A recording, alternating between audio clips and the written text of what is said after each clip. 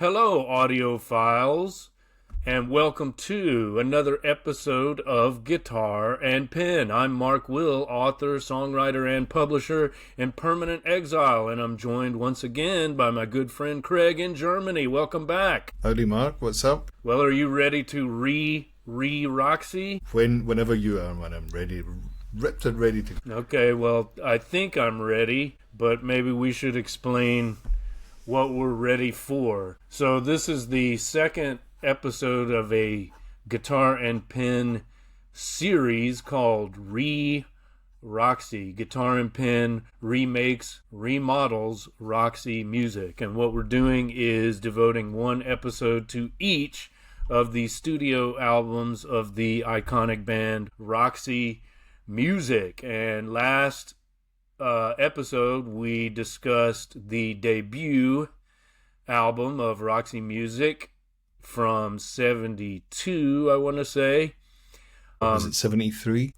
Was it 73? I think so. Today's album, the second album, is 73, but maybe you're right. We'll have to check our dates. I guess we should have done that before we started. But I'm pretty sure that today's focus, the second album called For Your Pleasure, is 1973. And I thought it was early 73, so I don't know. Maybe they released one album after another, but that doesn't matter. I know they came out too in much. Fairly quick succession. Proximity, one after the other.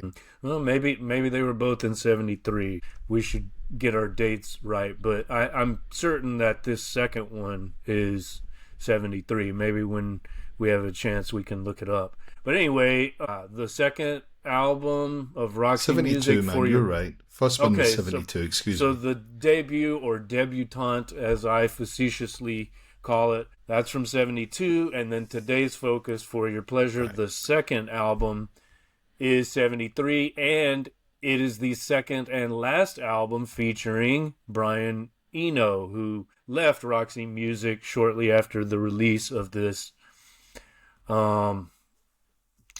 classic album, I would call it. Maybe Absolutely. We can discuss that further Sometimes in the these chat. platitudes might go unwarranted or unnecessary, but I think in this case it's fair enough. Well, listening again, I would have to say that it is, pretty much a masterpiece. It's a great album.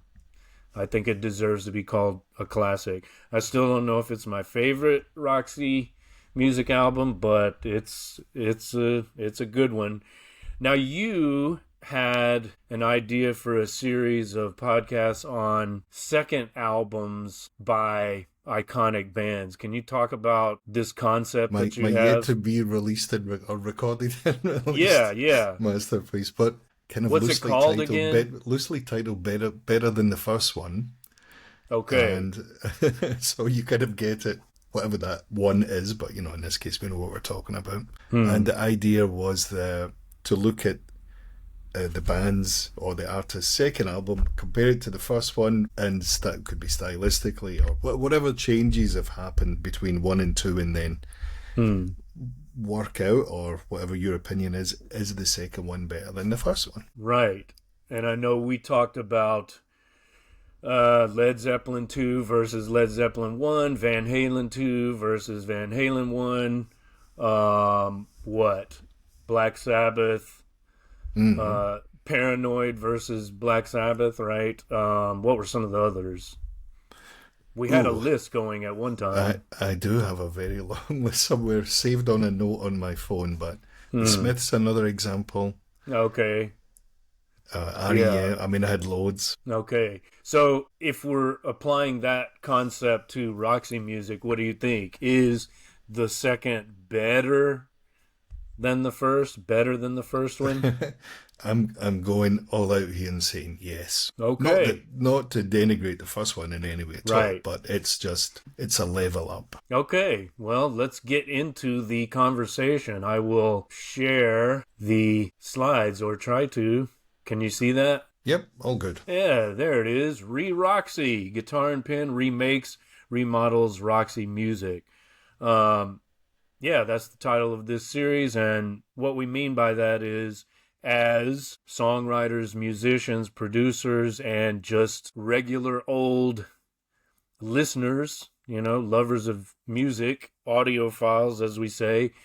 We want to see what we can learn from each of these Roxy Music albums and apply them to our own endeavors. So, this second episode I'm calling The Second Time Around, alluding to a certain Frank Sinatra song.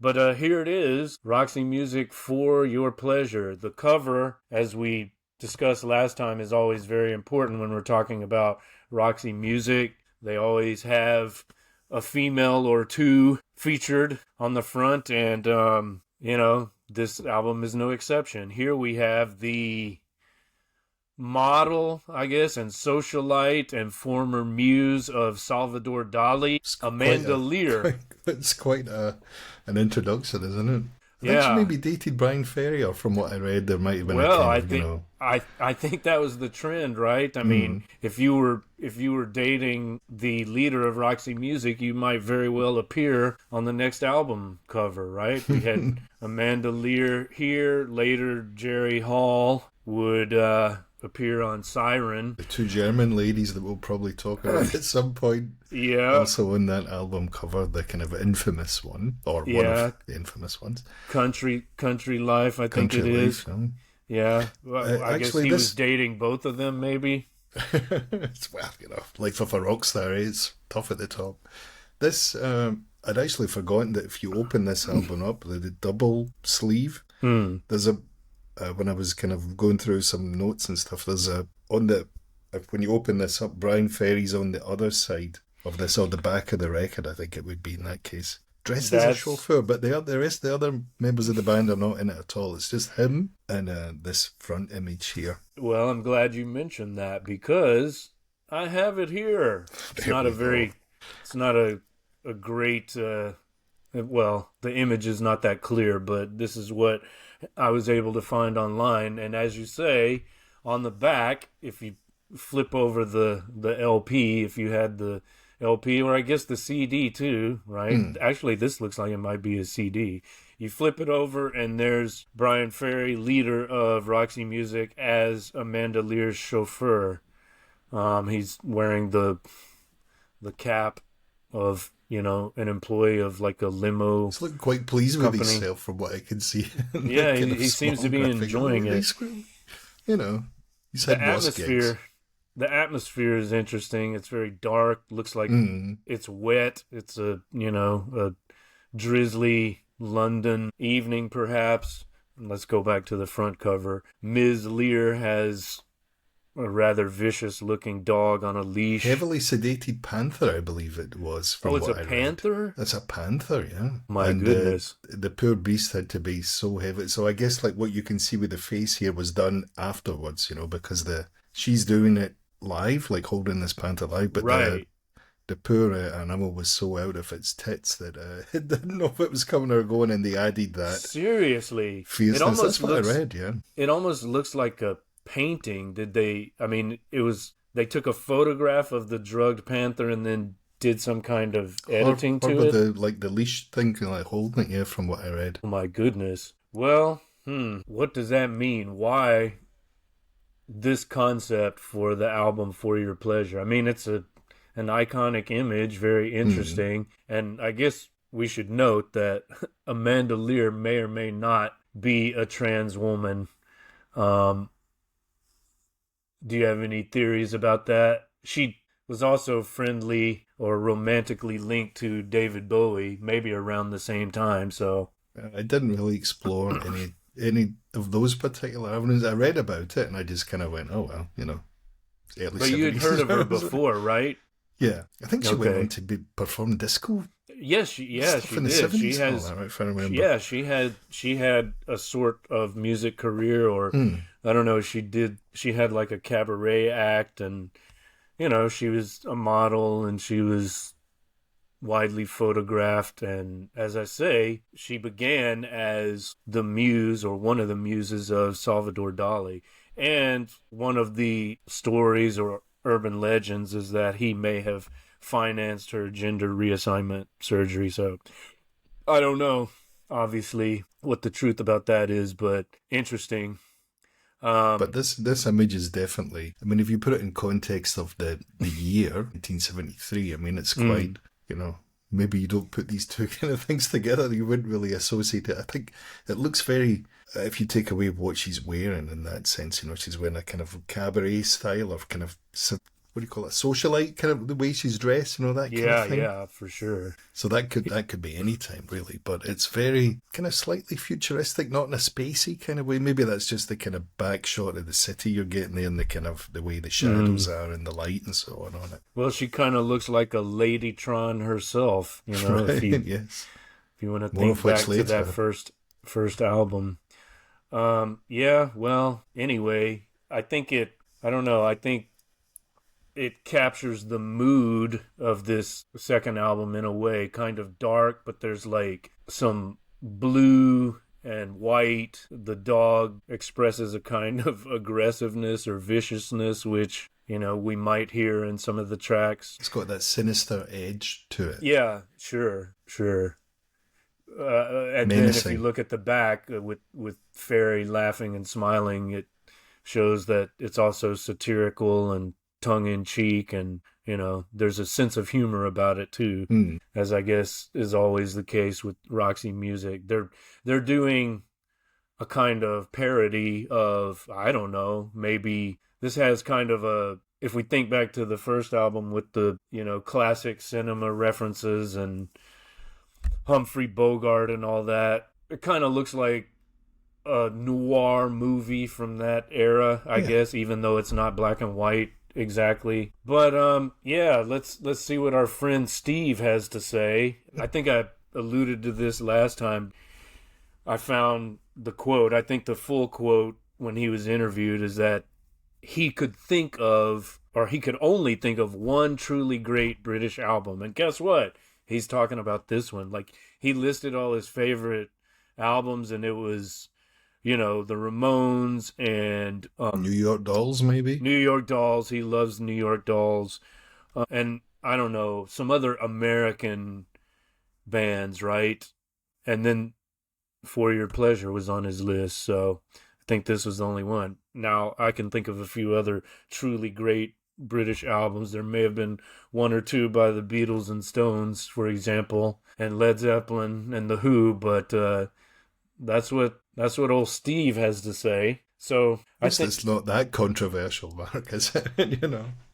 Slightly, but not as usual. Right. I mean, we can agree it's a great album, but the one truly great, I mean, that's podcast for another day. Yeah, that's his opinion, but interesting. I suppose he was there at the time. Yeah, which might give it that kind of bias to it, right? Because you're just like, well, I grew up with it. This was the stuff that blew my mind as a teenager. Exactly. Yeah, I'm sure it was a major inspiration to him, along with Bowie, and then a few years later the Punks, and it influenced those the 8 Punks songs as on well. the album. You wouldn't hear 7 of them on the radio, I imagine. True. Yeah, you had to go down to the record shop and actually experience purchase that for yourself. Yeah. Immerse yourself into that otherworldliness.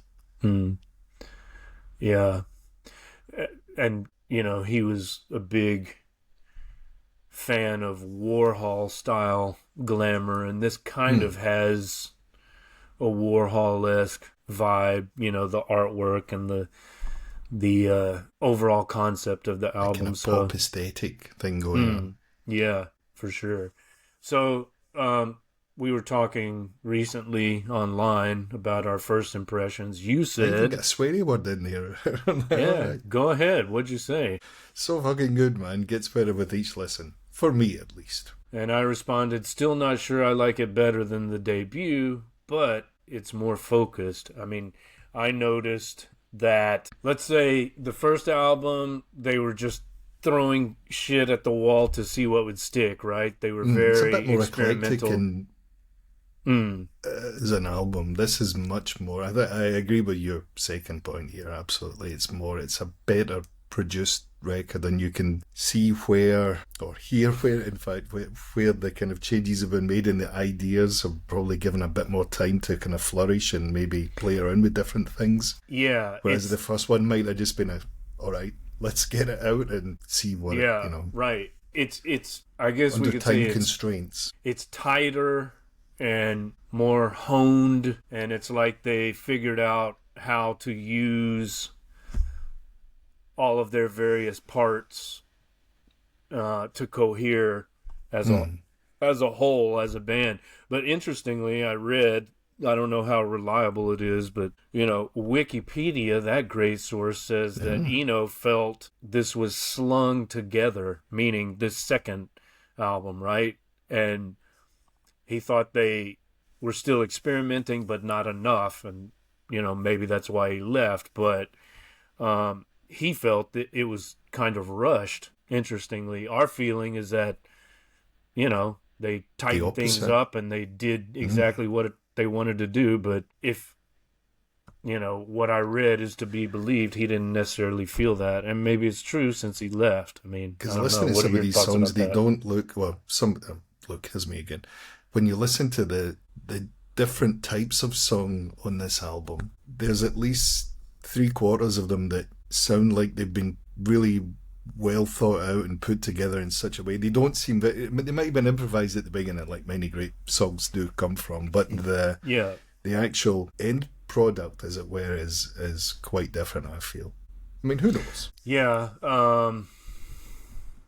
Well, he was there, right? So he can. What I would say is that they figured out how to use Eno more effectively. I think, for example, we'll get into it later, his synthesizer solo in, let's say, Editions of You is really effective, Like, he's really using the synthesizer as a solo instrument to express something. I think.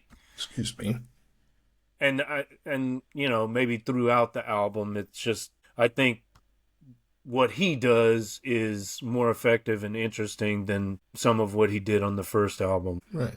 Maybe more moments on the first album. Yeah. Second one's maybe more pieces, if I can put it like that. All right. Well, if you open up the album, if you happen to have the LP, you'll see this inner sleeve with 5 members of the band. And if you're looking at the slide here, you can see it says For Your Pleasure, the second Roxy music album. So they marketed it as such, which is interesting.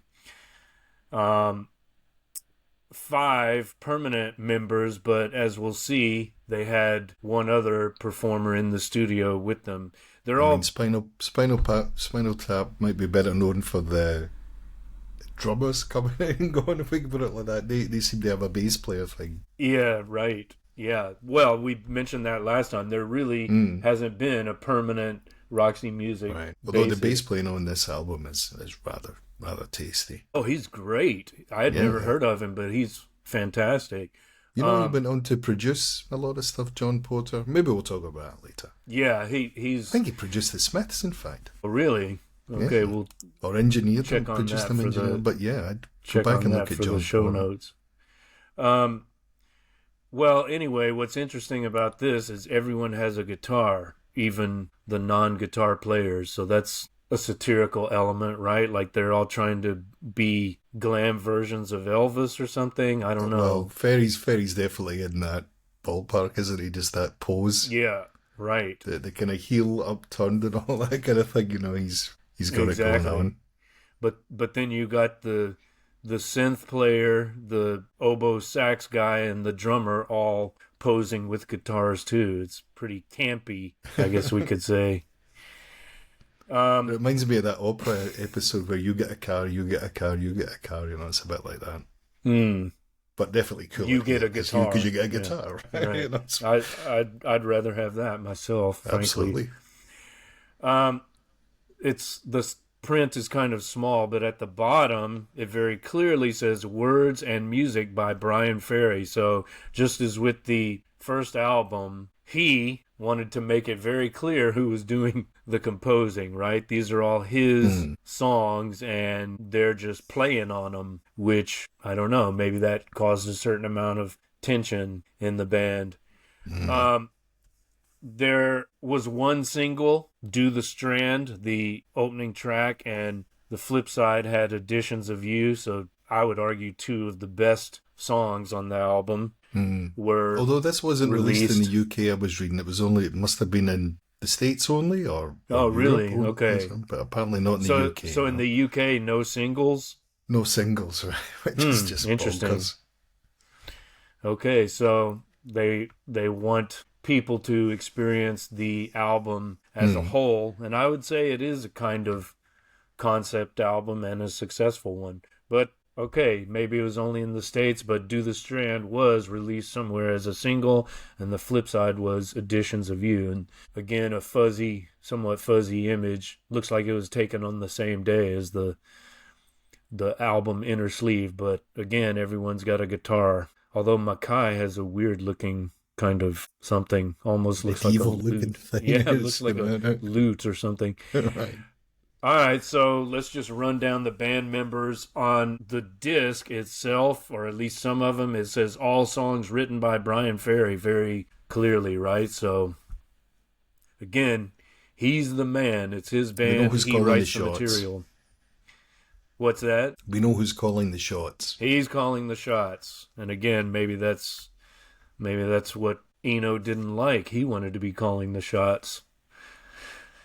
So yeah, Ferry's the singer, the keyboardist, and I think that's him playing harmonica. Did you find There's a anything live version I out found about of it that? I'll send on to you. Oh, you've seen him playing it Yeah. live, so yeah. So that's probably him on the record too. And here's a circa 1973 photo of Mackay, as I'm now calling him. Even though when I see that, I want to say McKay, but okay, Andy Mackay. Sax and oboe. Is it about half and half? There's some great oboe tracks on this, but also some really tasty sax parts. So he's pretty much using both instruments very effectively.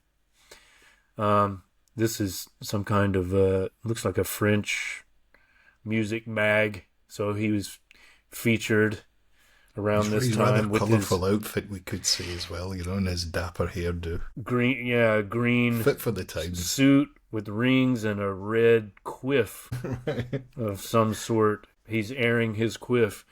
Very glam, over the top, campy. Here's Manzanera from around the same period. He always seems to use this type of guitar. Is that a Firebird? Gibson Firebird, I think. Yeah, maybe that's what it is. I'll have to check. I think he's still got it. That interview I watched with him recently, whenever that was recorded, he was picked up the same guitar, and he was talking about it. That was the guitar. That's his go-to, Or Let me see. one, whatever we want to call it. Right. Let me check on that for the show notes, but I think you're right. Looks like a Gibson Firebird. I don't think I've ever played it's one red. of those. He talks about the story. There weren't many of these guitars made in red, and he's got a red one. Yeah, well, he uses it very effectively. He's a killer axe man. And speaking of killer musicians, here's Paul Thompson again. I'm updating the pictures each time, trying to, capture their looks around the time of each album release. Very good drummer, wouldn't you say? Spot As on. a drummer yourself. Yeah. And then, of course, there's Eno on the beat boop. And he, as we said, he left immediately after this album. And apparently there was a documentary made about him called, what else? Eno. And it documents the making of his first solo album. And he was using the mononym Eno at that time, right? Not Brian Eno, just Eno. So we'll talk more about that later. But this is his second and last album with the group. And on this album, there was the guest artiste, as he's listed, John Porter. And you're saying he may have produced or engineered the Smiths. We'll look into that. Mm-hmm. But according to Wikipedia, he agreed to play bass temporarily, working on the album and the subsequent tour, but turned down an offer to join permanently. Can you imagine? Roxy Music asked, "Do you want to be our bassist?" "Nah, I'm good. I'll continue doing session work. I don't want to be in Roxy Music." I guess he had his reasons. But as you say, I mean, he's very good. There's some great bass on this. Very tasteful. Yeah. And so remember with the first album, they had the King Crimson guy producing. The main producer, there's another guy who was in the studio with them. I don't remember his name, but Chris Thomas, who was the main producer of the Sex Pistols album, Never Mind the Bollocks, he was in the studio with Roxy Music for Your Pleasure. Now that is interesting for any number of reasons, right? Yeah. Oh, you want me to fill in here? Right? Well, I could, but like we know the connection, right? Like, what do you know about it or want to say about it? Well, let me get a bit about the producer from what I know about him. Anyway, I think he went on to form Island Records. I might be right in saying that.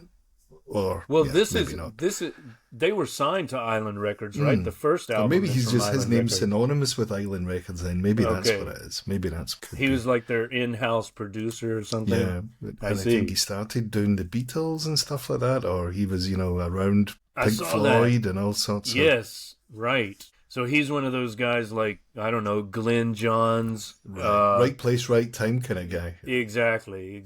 Yeah, Chris Thomas, I think he was on Abbey Road. He was in the studio with them when they did like Abbey Road. Late stuff, yeah. I think that's right. So he's probably a protege of George Martin and, yeah, as you say, in the right place at the right time. But from what I read, very briefly what I read of his wiki, because I just kind of gave up reading it, but classically trained violinist or something like that, or at least that's how he started out, and then worked out in this end of the business. But he's great, sonically it's a really interesting record. Yes. Because you're working with tape back then as well, right? So you're relying on less technology, or much less technology then, and you're relying on the performers and the ability of the producer to kind of take it, to elevate it, to take it to that next level, to add all of these kind of elements to it. I think he does a great job. Yeah, and if you want to make, very precise edits, you actually have to cut the tape. You can't do it with the click of a mouse, of course. So, yeah, I mean, it's a very well-produced album, no doubt about that. It's so eclectic. The songs on it is so eclectic. You can't just say this is a rock and roll record, right? Then you've got to kind of you kind of know where it's going, but this is arguably anything but a rock and roll record. Well, it has its moments, though. It definitely rocks. Absolutely. But I would say it's less eclectic than the debut. I don't know if you agree. Yeah. I think they're still experimenting, of course, but as we've said, it's more focused and tighter. So they're just better songs. Some of them, I think, as well. That may be the case. Yeah. Well, what I was gonna say is, as we talked about last time, Roxy is proto-punk in a way. So it's very interesting that the guy who produced, maybe the biggest punk record of all time, Never Mind the Bollocks, is in the studio with Roxy Music, 4 years previous? Something like that. And we know, what's his name? Jones, the guitarist. He was a huge Roxy fan, wasn't he? Yeah. He even named his first band The Strand, right? So, Jonesy. Apparently his ringtone had whatever song it was, I forget, but one of the first or second album, Steve Jones, in an interview thing I was reading, that was his ringtone, whatever. So it might have been Do the Strand, actually, was his ringtone on his phone. So that's an interesting connection. Let's start listening. Let's take the record out of the sleeve, put it on the turntable, and drop that needle, or pop in the tape or, I don't know, play the CD. No sides to a CD. Let's imagine we're listening to a record or a cassette. Starting with Do the Strand, the opening track. I'll let you take it wherever you want, and then I'll follow up. For me, as you mentioned earlier, this may have been the single in the States or a European release, but not in the UK. So, but for me, it sounds very much like a single. So where the band left off with Virginia Plains, and now we're getting the kind of, not really the follow-up, but here's another kind of classic, what I would call radio-friendly pop song of that time. It's got the kind of glam influence and everything. Sounds very good on very glam, and very campy. Yeah. That word keeps coming to mind there's a as kind of theme going on here. I wrote down a few things in my notes here. I'll share them with you, Matt. So these are just kind of like random thoughts, as I tend to do. A cultural homage to what exactly this song is. Is it a song about dances? Because he lists various dances, or the names of dances throughout the song. Right. Is it to do with cigarette advertising? Is it Cole Porter tunes? I mean, it's very kind of... musically, it's kind of really quite mysterious sounding, very foreign sounding in that, as in not British sounding, because you've got all the kind of elements of the bolero or a fandango or something going on there as well. The last thing I would add, this kind of stabbing, staccato, electric piano, the way, the style he's playing it, and the chords as well, it kind of just, it's very jarring, but at the same time very hypnotizing. Jarring but hypnotizing. Yeah, somehow that experimentation manages to be catchy, infectious, and danceable too, which I guess satirically this is Roxy's or Ferry's attempt to start a new fad, right? The tango, the fandango, the quadrille, the Madison, the mashed potato, the waltz, the samba. Land of a Thousand Dances, I think that's from, right there. The Begin, I don't know what that is, but yeah, all of those are passé, they're, cliche, they're out of fashion. Now we're going to start a new trend. We're going to do the Strand. Talking to you. You, I'm talking to you. Let's do the Strand. Yeah. I mean, from the very beginning, right? There's a new sensation, a fabulous creation, a danceable solution to teenage revolution. Right. This is so Bowie-esque, right? It's like Rebel or something, It's like the is it revolution or is it a parody of revolution? We're gonna propose a danceable solution to teenage revolution, right? Instead of actually fighting in the streets, we're going to take all that energy and parlay it into a new dance, which I guess you could say is a very danceable song. I mean, it does what it says in the tin. It's a really kind of banging tune. Well, I guess you could say that's what rock and roll is in a sense. It's kind of, the song itself follows a very kind of similar pattern. You've got the verse, you hear the kind of oboe lines, I want to say, in it. I'm sure it's oboe in this song, but you hear that playing the same part at the same time in the same verse, and it goes into the chorus section. It's very kind of repetitive in that way. Yeah, it is. There is a hypnotic, trance-like quality to it. How about the name? Why would they choose the Strand as the name of their new dance fashion? A red Strand was also a brand of cigarettes. Oh, is that what it is? I think so, yeah. I've got a picture here of the London Strand. Probably the cigarettes are named after the street, right? Possibly, yeah. Like Piccadilly and that kind of thing. Right. I think it was cigarettes. Anyway, my knowledge of cigarettes, since I stopped smoking, is somewhat limited. That's what you meant by the connection to Virginia Plain. I didn't understand that at first. So we got 2 cigarette songs now, possibly.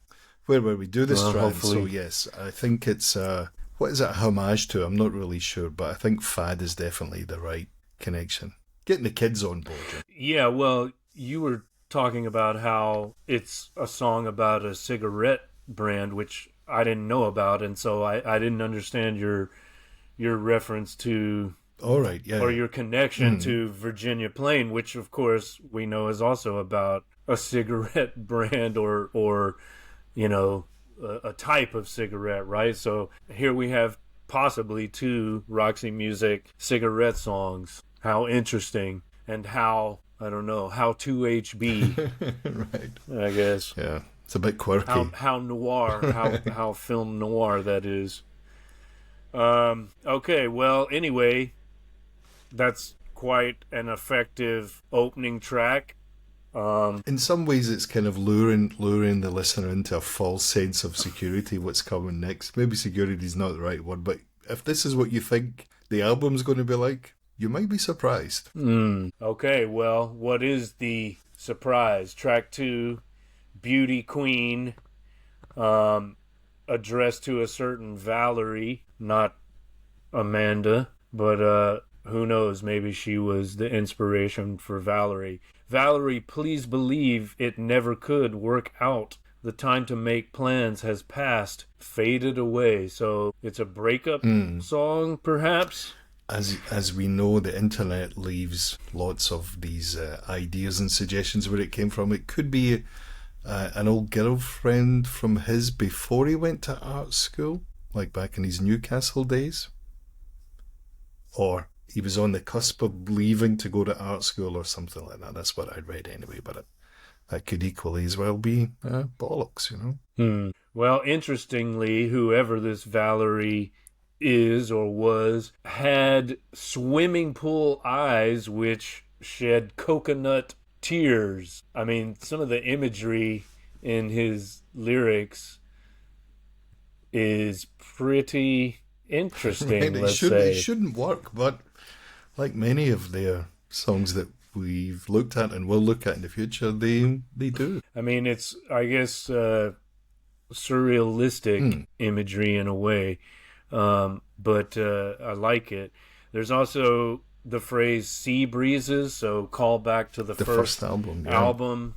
We'll talk about how, you know, they're constantly remaking and remodeling themselves. There are at least a couple of instances in that on this record. And before we talk about the music, I don't know if there's anything you want to say about that, but I really like this, I don't know, stanza or this verse. One thing we share is an ideal of beauty, treasure so rare that even devils might care. So nice lyrics. Yeah. You have that rhyming couplet thing going on there as well. Yep. What about the music? What stands out for you? Let me tell you. I mean, is this one of the highlights, or do you think this is a track that you would be inclined to skip over? This is my favorite song on the album. Really? Yeah. Interesting. Okay.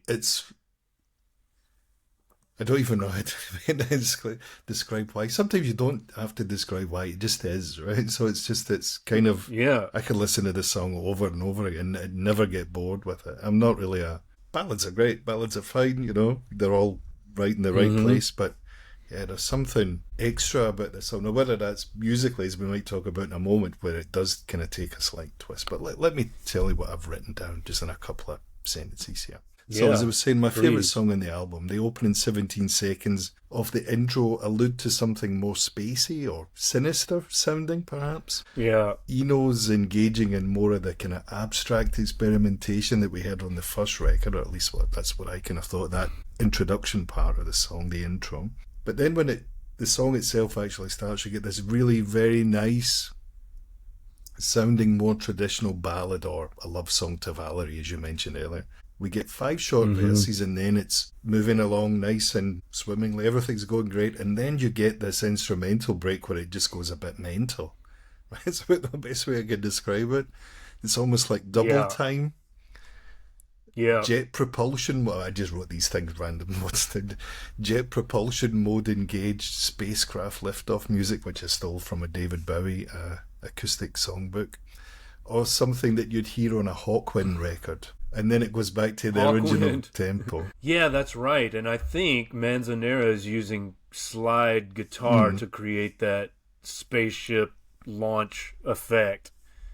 That is a great moment. I agree. But it's interesting that this is your favorite song. I've got a different favorite, or I don't know, maybe I have two favorites. But yeah, we'll put that down as your recommendation from this album. All right, good stuff. Shall we? A few little tidbits. Shall we move on to track will. 3? Or no? Go ahead. Yeah. This please. Apparently, from what I was reading, this was the last song that Eno played live with the band. This was the last one. They also didn't play this song. I've got a link that I can share with you. They didn't play this song from 1974, I think, until 2015 or something. It was just never played ever again. Right. And what else have I got here?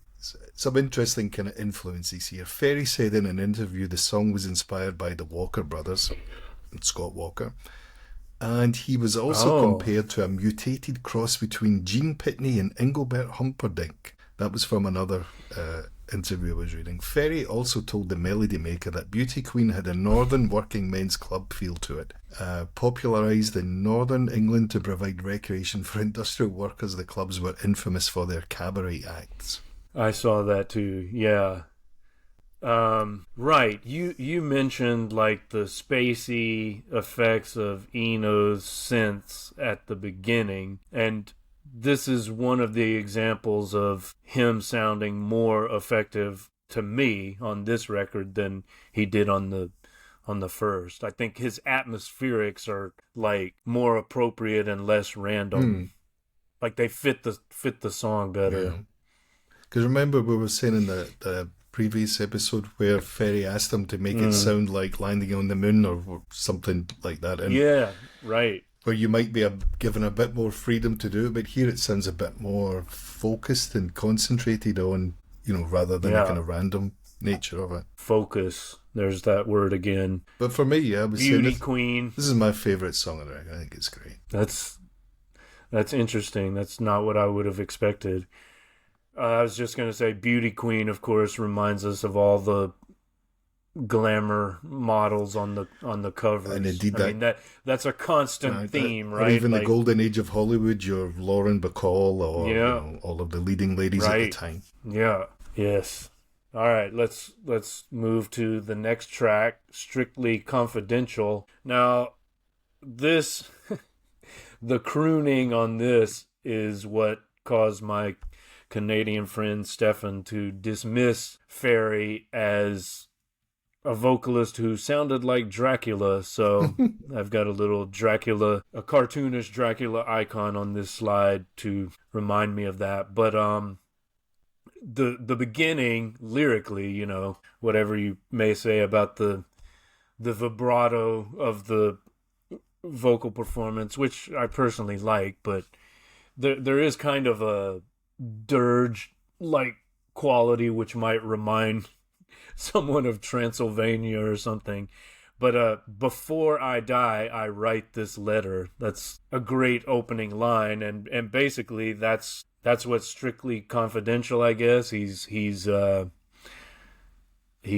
maybe writing to the Beauty Queen of the previous track, or maybe it's a different Beauty Queen, and seems like it's also a breakup epistle or note or I mean, the two things, letter, the as he words says. and the music just go in completely different directions. Okay, how so? Let me see what I've written down here. Right, so I just written down the music goes one way and then the vocals go a completely different way. So it's kind of, again, maybe not what you were expecting, right? It's not going to be it's kind of unpredictable, this song. What was I going to write down here? It's such a Roxy music move, especially the early records where things are very unpredictable in that sense, maybe not what you're expecting. I don't know if this is Dracula-esque or not, or Transylvanian. I don't know. I never really got those vibes. However, I do have a Canadian connection for you. So, for me, musically, I think this is superb. It's a really great song. Building to a crescendo in the kind of ripping lead guitar lines that shouldn't work but somehow do. Mackay's playing is also sublime in this song. The 1973 review in Melody Maker that I found, a good catch, I have to say. The writer, whose name I forget, actually, I didn't write it down, but he compares Ferry to Canadian baritone Edmund Hawkeridge. I never heard of Edmund Hawkeridge before. Nor have I. So, and I never listened to him either because I just found it yesterday. I think I found it. But I love that this song has so many more questions and answers, and the lyrics are also quite sublime. Edmund Hawkeridge. I think I'm pronouncing that right. Hockeridge, I guess. Canadian actor and baritone, or vice versa. Might have been like Howard Keel. You know, one of those guys? I don't know. Howard Keel, Seven Brides for Seven Brothers, or whatever it was called. I forget. Oh my, okay. Well, I can imagine a baritone crooner with vibrato, so I guess it would sound something like that. But speaking of the lyrics, I highlighted this section: tongue-tied, the thread of conversation, weighing the words one tries to use. Nevertheless, communication, this is the gift you must not lose. That resonated with me for reasons I won't go into, but yeah. Suffice it to say, I've been involved with certain people who can't communicate well, and that is a problem. So this is the gift you must not lose. That's right. There's kind of like we mentioned this before, like the European rather than the British quality to some of these songs. This feels like a European, maybe German kind of art song, right? Like not music hall, but you know, like a leader, right? Like that kind of song, almost like if we're thinking of an American composer like Charles Ives, just really idiosyncratic, interesting, quirky, unusual, unexpected compositions. I mean, the way I wrote it down here, it was something that left me. No, what was it I said? I love that this song has so many more questions than answers. At least for me, anyway. You know, it kind of kept me thinking, or guessing, or second guessing, or whatever it was. I wasn't sure what it was. It was just, it kept me on my toes. Right. Okay, well, this is probably my favorite. Track 4 on side A, Editions of You. And that's because I'm a rocker, and this track slaps. It does. This is my jam. I mean, this is I remember when I first listened to For Your Pleasure all those years ago, this was like the highlight for me. In fact, I tried to get my Canadian friend into the record, and I think he, as I said, listened to maybe up through track 3, and he's like, no, can't listen to Dracula anymore. I said, wait, listen to track 4.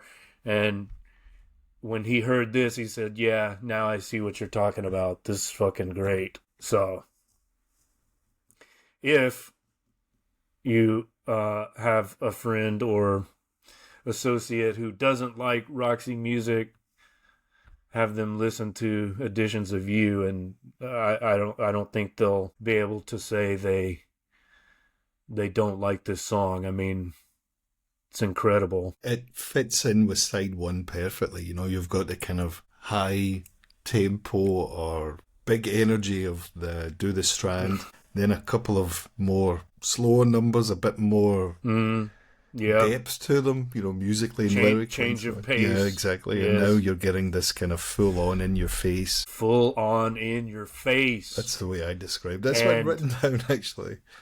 And okay, well, tell us. Interspersed with some additional weirdness from Eno and a great Manzanero guitar solo. There's also a great double roll, drums that is, to come out of the bridge. You know, you're expecting a single, but you get a double here. And yeah, the drums sound great. And before and Eno's solo, here's another example. Eno's solo on this is actually fantastic. You know, it really fits. It really adds something. So you don't know if this is also down to the producer giving them a bit more direction or other ideas to bounce ideas off in that way, and you're seeing the result. Well, I think I think he succeeds at making the beep boop noises of the synthesizer musical here, in a way that he didn't necessarily on the first album. I mean, he had his moments there too, but he actually uses it as like a jazz or rock improviser. He uses the synth as a musical instrument in a way that I don't think he did on the first album. It's really great, but we also have to remember Makai's sax solo before the synth, right? So you got Makai screaming on the sax, then that long synth solo, and then, as you say, Manzanera is like chomping at the bit. You can hear him like at the end of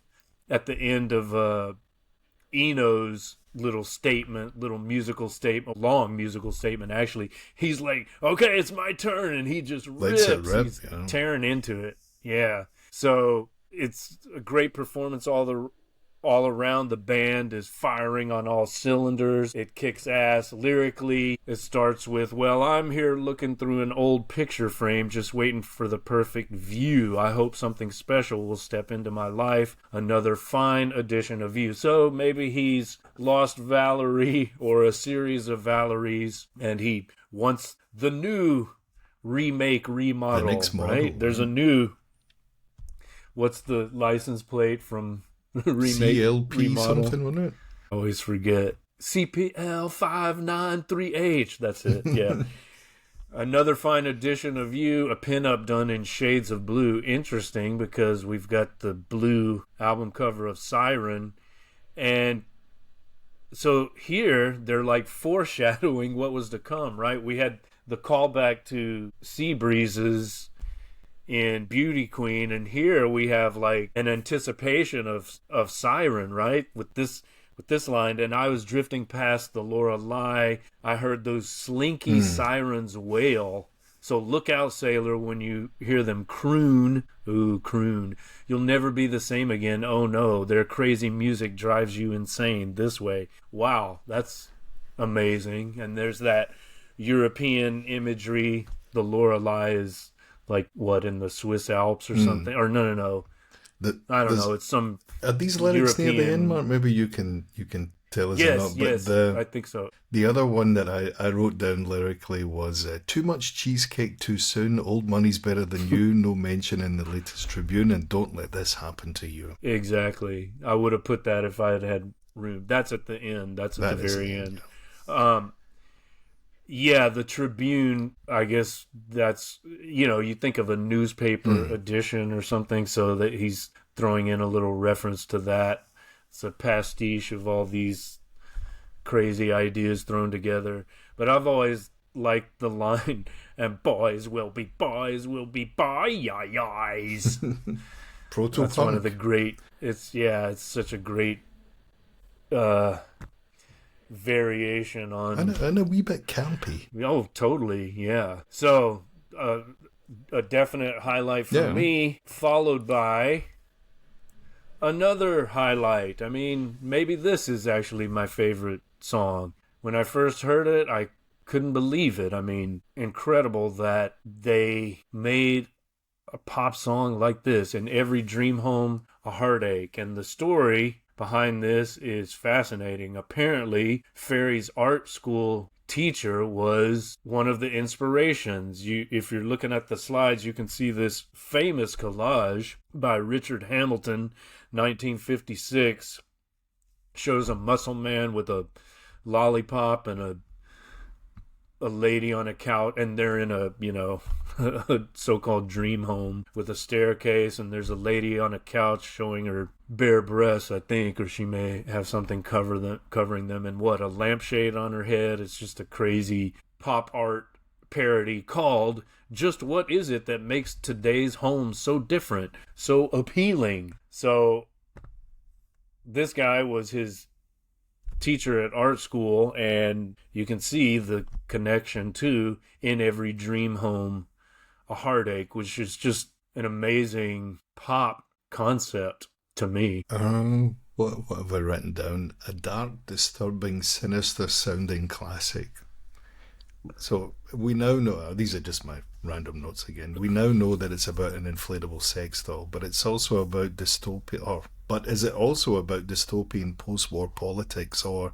modern architecture or what else? Lyrically, it's quite brilliant with the accompanying music shimmering sinisterly in the background. But you blew my mind. And then here's your rock solo and the reprise at the end. Mm-hmm. Yeah. And again, he's talking about bungalows and all this kind of stuff. I mean, it's quite bonkers, but brilliant. Well, the atmospherics are dead on. They're very appropriate, and I don't know if I'm hearing at all times. I don't know what I don't know at all times exactly what I'm hearing. Is it Ferry's keyboards with some kind of effect, or is that Eno on his synth? But whatever they're doing, like the atmosphere is perfect. And then, as you say, after all that weirdness, we've got a great rock solo with a beautiful refrain. You know, he's not crooning anymore. He's like really belting it out, you know? Yeah, it's a great song. I mean, his vocal delivery is really, really unusual in a good way, because you've heard him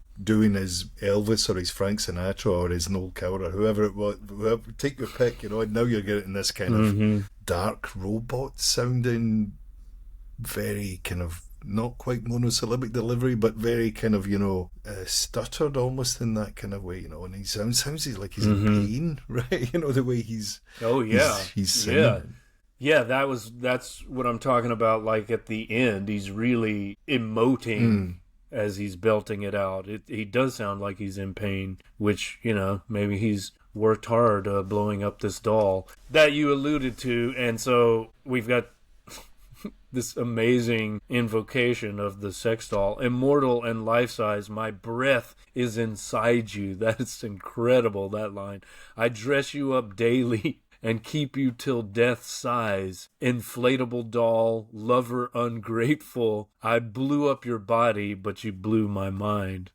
Now, in this slide, there's a pic of the first album from The Police, Outlandos d'Amour, right? Because, I don't know if you're familiar with this song, but there's a kind of medley called Be My Girl and Sally. It's really two tracks in one, and the Sally part is exactly this. I knew about the Police song long before I heard In Every Dream Home a Heartache, right? So clearly the Police ripped Roxy music off, right? Like the idea, and somehow it made, I always thought the Police song was funny and clever and all that, but less so after I heard the original, right? The inspiration. Do you know the Police song I'm talking about? I don't know. I haven't listened to this album for many. I don't even remember the last time I listened to it. The Police, you know, randomly I listened to it, but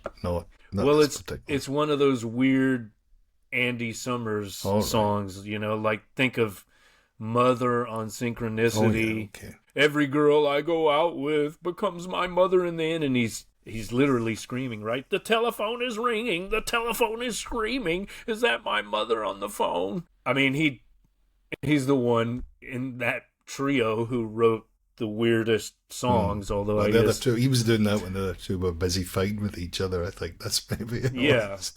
Yeah. He's keeping it real. Well, I was just thinking Copeland has one or two oddball compositions as well, but yeah, this is his lyrical contribution to the debut Police album, so I'll put that in the show notes. It's I mean, there's no way that they hadn't heard this track. I just would find that impossible to believe. Right? I mean, I suppose it's possible, but highly unlikely. Yeah. What rock have you been hiding under? Yeah. All right, so that's the end of side A. Let's take a pause for a second, which takes us to side just B. Before we kind of we can always do the magic edit here. I think I know what this buzzing noise might be, so it doesn't seem to be at my end since we unplugged. It might be that cable thing of yours, like what do you call it? Your earbuds thing. It might be. Really? That's the only thing I can think is it's like hitting your t-shirt. So I don't know if that's going to affect the audio. But you can't hear anything, I mean, it's very clear on mine. Because I can hear it coming Are to you me. still hearing it? Yeah. It went away and then it came Still? back again. But it doesn't seem to be anything here on my... I mean, I might be wrong, but my signal seems quite clear. So when you're talking... You mean I can... my earbuds? Yeah, when you're talking, I can hear that coming there. And I don't know if that's going to bleed into the audio. That's never been an issue before. Yeah. Doesn't mean it won't be this time, but I think it's okay. I don't hear anything. Yeah, it's it's fucking okay really weird, for man. me. But Are you still hearing yeah, it yeah. now? So I thought what it do you was wanna coming do? from my end, but this signal seems to be clear. Either this new interface is picking up something, but as long as it doesn't come out in the audio, we'll be fine. But is it distracting as you're No. I mean, now I've talking? managed to kind of blank it out. Right? Okay. At the beginning, it was it was kind of intense at the beginning. It was quite loud, but I can deal with it, man. Okay. All good. Well, I don't want to leave and come back because it Let's get into might do something weirder. Okay. So in 5, 4, 3, 2, and we're back with side B. So let's flip that record over on the turntable or pop out the tape and turn it over and pop it in again. Or just play the CD or whatever. Listen on Spotify with all the stupid ads. Do you have a Spotify subscription? I refuse to pay for that. You're embarrassed. I'm embarrassment to myself, Mark, but yes, you're shaming me in public. I do have it. It's one of my guilty pleasures, but you know. I can't do it. No, I refuse. Last week we had an interesting chat with some students about Spotify and the ethics of it in general, and we all kind of agreed that we shouldn't do it, but you know, for the sake of making our lives simple or just whatever reason, availability, you know, whatever track you want, you can get it, and that's it. Shame on me. I'd rather listen on YouTube, but adverts, man. I can't handle adverts on YouTube. It's insane how many adverts we're getting now. Let's move on to the bogus man, though. But yes, I shouldn't like Spotify, but I do. There we go. Oh, shame on me. Oh man. Okay. I mean, not the company, All I like right. the service, right? Yeah, it comes at a price. Right. All right, so the first track on side B is, as you say, The Bogus Man, a very strange track, supposedly about a sex pest of some sort, a sexual predator, or I don't know. First verse says, the bogus man is on his way as fast as he can run. He's tired, but he'll get to you and shoot you with his gun. Maybe gun has a phallic connotation here. I don't know. I'll leave that to the listener's imagination. But, you know, it's kind of a nonsense song lyrically. For me, the main thing is this is Roxy Music's attempt to record a song in the manner of Can. We talked about krautrock influences before, and this sounds very much like an avant-garde jazz rock jam a la Can. What do you think? I had got an interesting quote. Let's see if I can find it up here. It was from the Melody Maker interview, or review rather, I mentioned before. So here we go. Side 2, however, offers the deeper side of Roxy. It sees them delving into a mass of technicalities, dream sequences, electrical tripping, psychedelia. Yes, it's psychedelic. One shouldn't be afraid to use that word these days, especially as it really does fit the situation. You'll play side 1 anytime, but you'll only play side 2 in the company of oneself or few close friends. And late at night, and preferably on cans. No pun intended. But that was from the review from the Melody Maker in 1973. Yeah? And the song itself here, from what I read, it was going to be even longer, or the original versions were even longer than this. So this is 9 minutes long. Yeah. And Bryan Ferry had to cut it, or, you know, take chunks of it out or shorten it, basically, because they're like, yeah, it's too long, man. Yeah, The Bogus Man. That's interesting what they're saying about the two sides, right? It reminds me of Bowie's Low, where you've got side A with all the short poppy hits, right? And then a bit more radio friendly and that.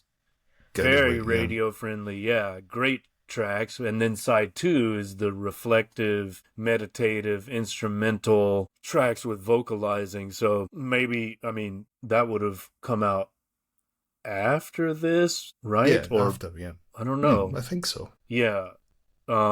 Sure. Yeah, it had to be, right? Like this would have been, what would Bowie have been doing in 73? The end of Ziggy Stardust, I think, no? Ziggy Stardust, Aladdin Sane, that maybe that era, right? So sure, Low would have been later, and so maybe that two-sided thing. And of course, who was involved in the making of that first record in the Berlin trilogy? Who? Oh yes, Eno. So maybe there was some influence there, like, you know, side 1 put all the hits, and then side 2, let's get crazy. Maybe. Who is the Bogus Man? That's the other thing I was thinking about, right. you know. I mean, that's is it just a play where on they Bogeyman? come up with that. Is it a Bogus Man? Yeah. Or yeah, you'd call him Boogie, I call him Bogey. Yeah, but or is the Bogus Man someone in their circle of friends or circle in artistic circles who's full of shit, basically, right? Who's right. Not what they seem they are. Who's bogus? Well, whatever the origin, it seems that I was trying to find like an image for the Bogus Man, and this popped up. There was a short film made in 1980. Supposedly it's about Jimmy Carter and some kind of conspiracy. Graphic looks a bit weird, you can see I have the to picture say. here. Yeah, you can see the Bogus Man here is some kind of freak with no hair. He's got a huge, it's like a kind of potato head thing belly, going on as well. Looks like potato head. Looks like he's pregnant, and a big rack, big breastises, in front of an American flag. So maybe that's supposed to be Jimmy Carter, but a very disturbing image. It's a short film. This guy went on to make, you know, exploitation films, shock horror films, or whatever. That figures, yeah. I don't know if you've seen this image.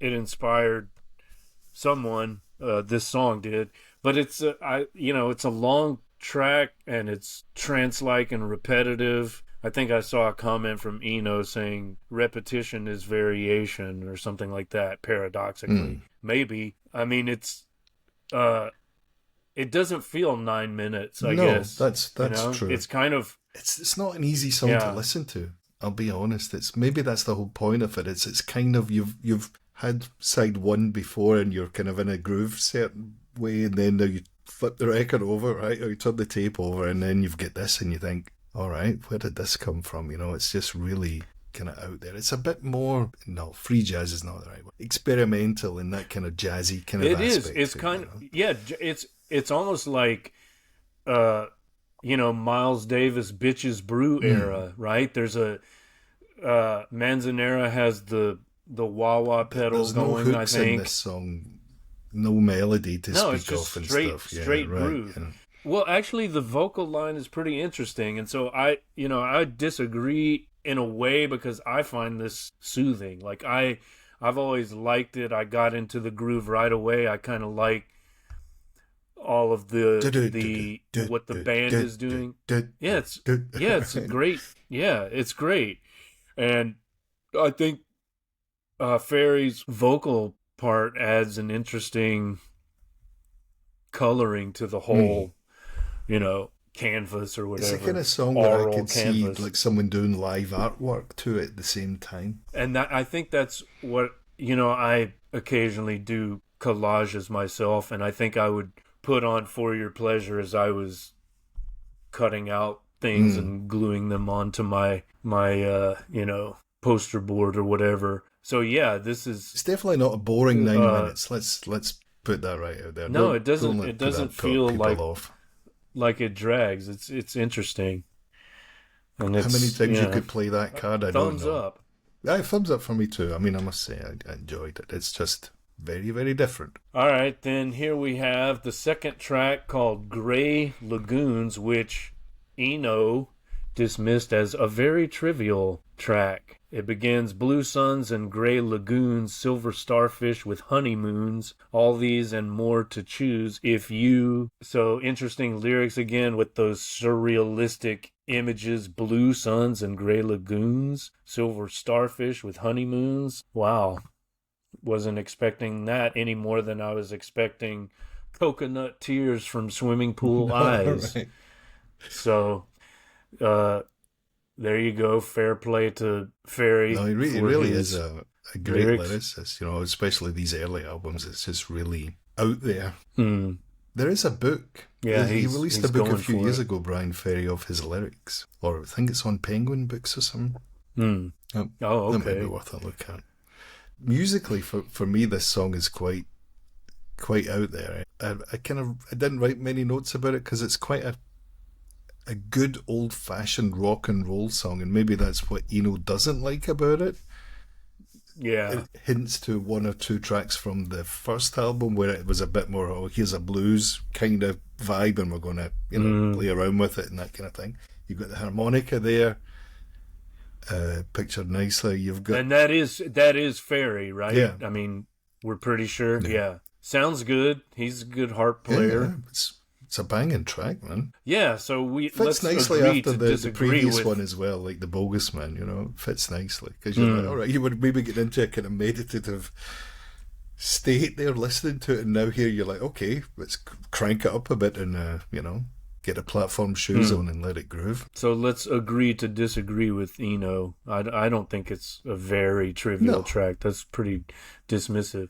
And there's a nice choir, hence this cartoonish graphic, but did you hear the background vocals? I don't know who it is. Maybe faint. I don't know if faint's the right word, but it's definitely in the background there. Yeah, it's there kind of though. Lightly elevates it a bit, adds a bit of color to it. Soulful. I don't know if it's Mackay or Ferry double tracking or Eno or who, but sounds good to me. Maybe it's because there's less experimenting on this track. He finds it a bit trivial. There's no knob twiddling to be had, or Enoch. Yeah. What was it? Eunuch, the guy called him on it, our friend. Yeah. Right, there was none of that wizardry going on. Chris Gow. Yeah. Chris Gow.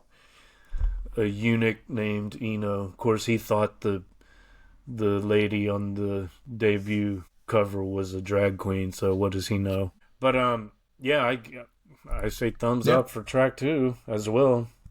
And, of course, the title track, which is also the last track on the album, only 8 tracks on this, For Your Pleasure. What, it comes in about 42 minutes mark or something, I think, the album? 38 minutes, 42 overall, minutes, something like that. I mean, it's like proper. Yeah. Here's what an album length should be. It's great. Yeah. Well, I mean, this statement, these are the opening lines, right? The first verse, if you will.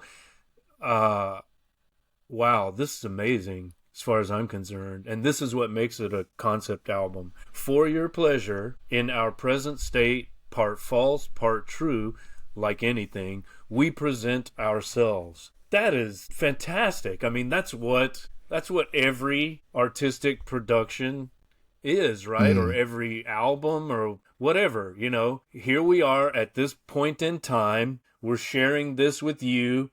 It's, there's some sincerity, there's some bullshit in it. It's all mixed up, just like anything else, any other cultural production. And here we are, for your pleasure, or maybe not. Like, take us, or take it for what it is, take us as we are, or don't, I love that. Like, lyrically, that's just, this is what, if you're going to argue that this album is better than the first album or whatever, I mean, okay, as a concept album, I think you'd have to say yes. Like, I adore this. Put that on your fucking headstone, let that be the epitaph. That's great. Beautiful. I'll give you a couple of notes that I've written for this one. More about the song and that kind of feeling. So, For Your Pleasure, there's a kind of slow, gradual build-up, more of an ethereal vibe to it, I felt. We get to the last minute or so of the song, and I wrote pure Eno. So, is it genius or madness or a good dose of both? Pure Eno, more than the rest of the band, I feel? felt so. Or at least that was maybe, it's the end of the record, and it's like, well, you're leaving your mark on something as well, literally and metaphorically, in his case. Well, I mean, I agree. What he does, his atmospherics sound very apt. They're appropriate. They're more focused. Overall, better. I agree with all that. I just, don't want to shortchange the rest of the band. I think their contributions are pretty fantastic as well. I think if you put the band in order, or the band members in order, Eno's not at the top, right? Let's put it that way. So I'm talking about contributions, style, performance, originality, criteria you want to add to it. He's not at the top. Lyrically, I mean, he's not the number one dog here, I think. Definitely not. That's not to decry what he added to it. That's just, my opinion. I mean, as we've been talking about this, and as I'm thinking back to that first album, I might be swayed to say that this overall is a better album, if that means anything, just because I think they use him. If he's one of the tools in the Roxy toolkit, I think it's deployed more effectively on this album than the first album. Like, for sure. Like, maybe by far. So, in that sense, you could say this second album is more coherent. Like, there's a more coherent vision, more focused vision. And so, I don't know. If you... In certain moods, surely I would say I like this better, but I can also feel that there are certain moods I might be in when I would prefer the first album. So if that makes sense, I know overall for you, this is better the second time around, and better than the first, right? I would have to. I mean, I would have to say so. Yeah. A man of my word, if nothing else. I just think of tracks on the first album like Remake, Remodel, and Sea Breezes. They're just so amazing that I can't, I don't want to dismiss that first album. I know you're not dismissing it either, but like, I really think it's worthy of, consideration as a classic. An interesting way album to end part two. Or, musically, lyrically, and so on.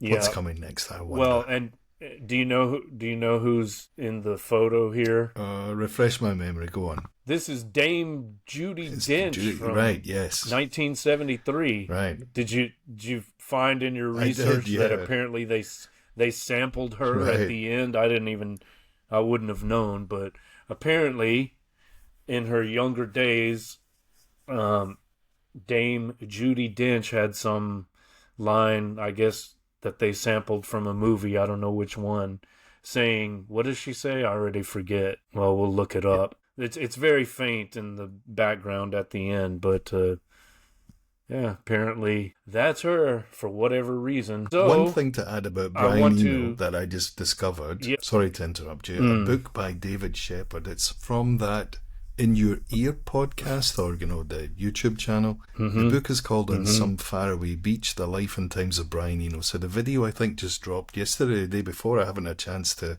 watch it yet, but this book looks quite interesting. As I said, I haven't had time to, I just bookmarked it, but from what I saw, the timestamps look quite interesting about this author's biography of, or latest biography of Bryan Eno. So that might be worth adding to our list. Absolutely. On Some Faraway Beach. I'll put it in the show notes. And speaking of Eno... And I have one more. I'm being a pain in the ass. Yeah, please. Andy Mackay wrote a book called Electronic Music, The Instruments, the Music and the Musicians. I will send you the link. Okay. And he wrote it in the early 80s. Interesting. Okay, yeah.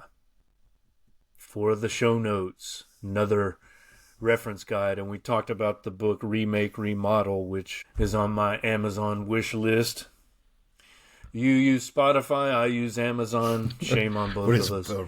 But both as bad as each other. But Well, I don't know. Yeah, they're both terrible. Right. With the Amazon data centers, that's not sustainable. I think we're all fucked, Mark. I think that might be the conclusion we might come to. Yeah, it's in every dream home a heartache. What are you gonna do? Poignant. But speaking of Eno, here is what he did. If you're watching the slideshow, it's a photo of his first solo album, Here Come the Warm Jets. That's what he did immediately after leaving Roxy Music. And of course, it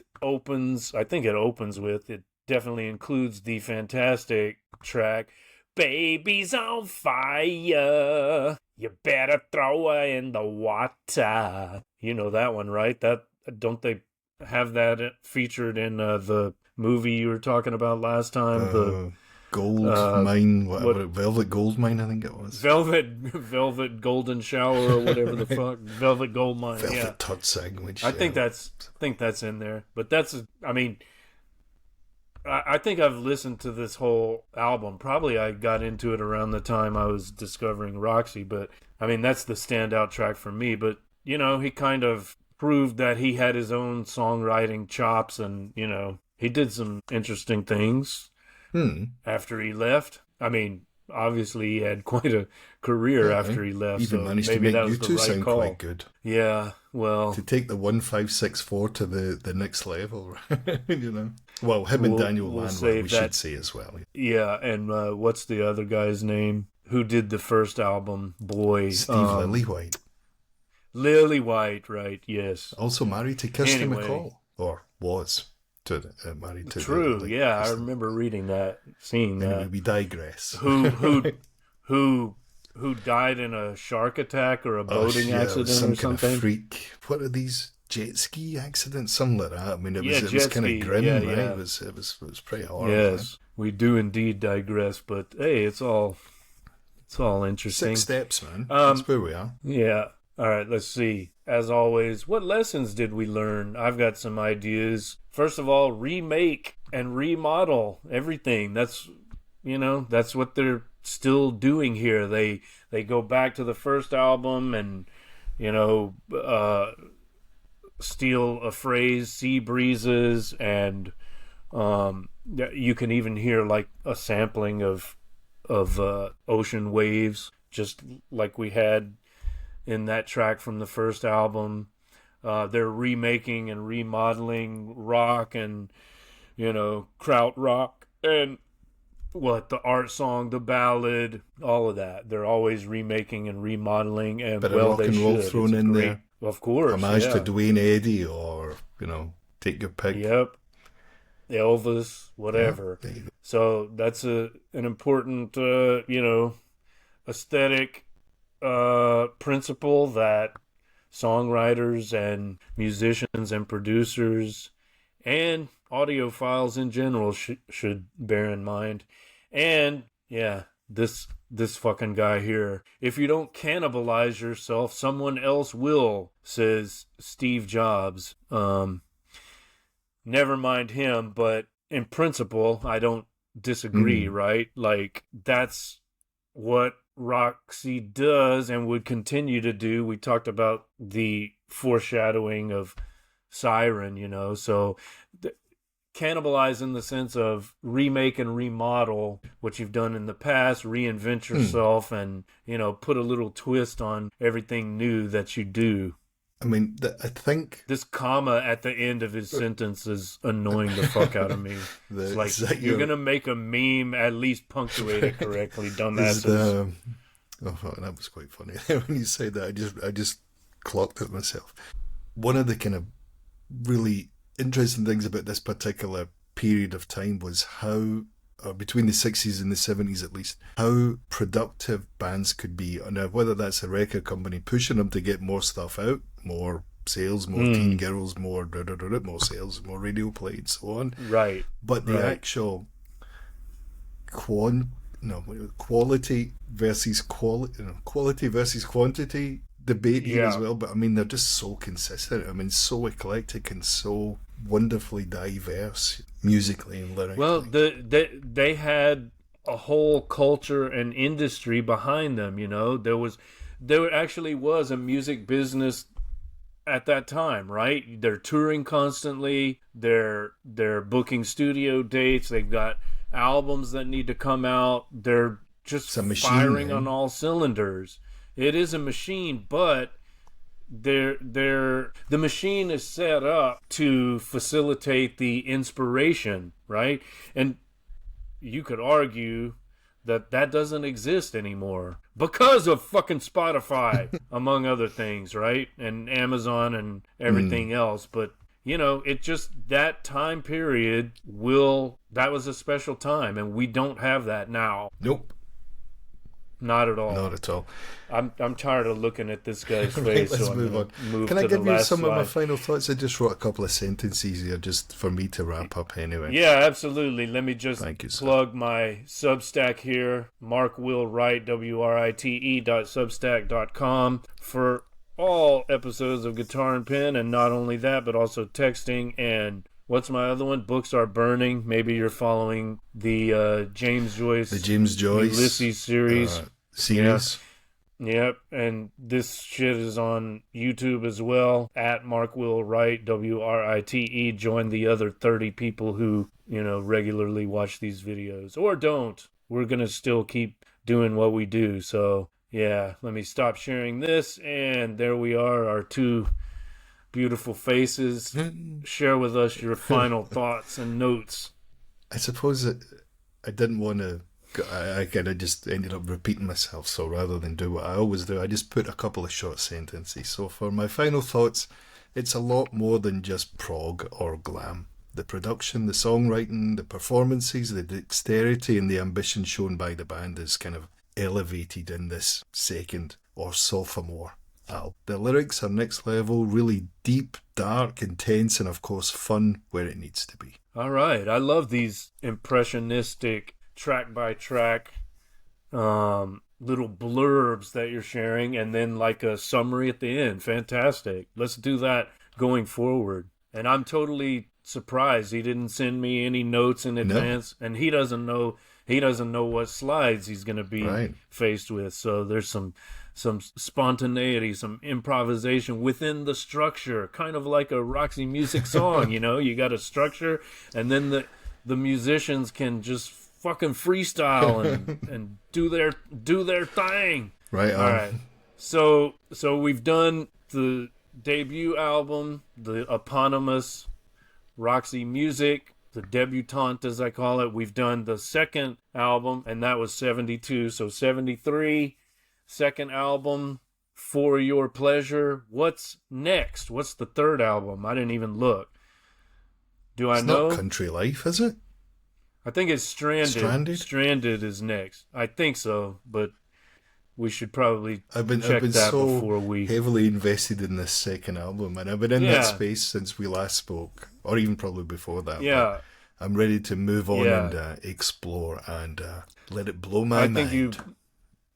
I think you managed to listen a bit more closely than I did, but as I re-listened to For Your Pleasure, I realized, I know these songs very well, like all of them. I think back when I got into Roxy Music all those years ago, I listened to this second album as much as any of them, So it was all very familiar going back to it, and I don't know, man. Maybe I am swayed. Maybe the second album is better than the first, like overall as a concept album, but I love me some of those tracks on the debut. Right on. So we'll see what the third album can teach us when we're back with episode 3 of this series, and we'll talk off camera about scheduling that. I think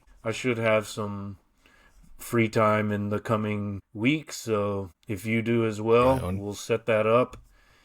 And see if we can get rid of some of these gremlins everyone that keep plaguing us over the last little bit. It's not we'll try to sort out the technical issues. But we did good with time. We're well under 2 hours, so we're concise like the second album, Although we might have So had a we're 9-minute getting track in there somewhere, I'm sure, if we well. break it down. We'll edit that out, Right. but we're honing our craft Right as on. well. So, all right, thanks everyone, and we'll see you next time. Farewell.